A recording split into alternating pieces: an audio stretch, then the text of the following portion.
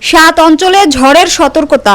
দেশের 7 অঞ্চলে ঝড়ের আভাস দিয়েছে বাংলাদেশ আবহাওয়া অধিদপ্তর। এসব অঞ্চলে সর্বোচ্চ 60 কিলোমিটার বেগে ঝড় হতে পারে বলে জানিয়েছে সংস্থাটি।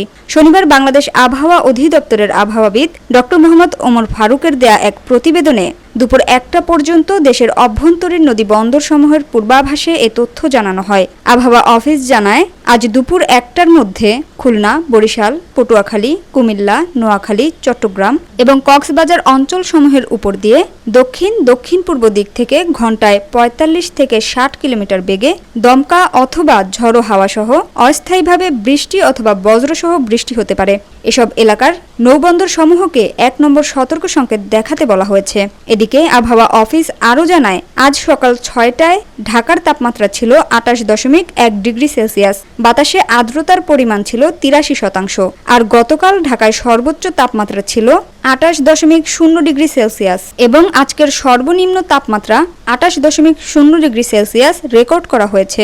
একই সঙ্গে গত 24 ঘন্টায় রাজধানীতে বৃষ্টিপাতের পরিমাণ ছিল ট্রেস, অর্থাৎ খুব অল্প পরিমাণ বৃষ্টির রেকর্ড পাওয়া গেছে।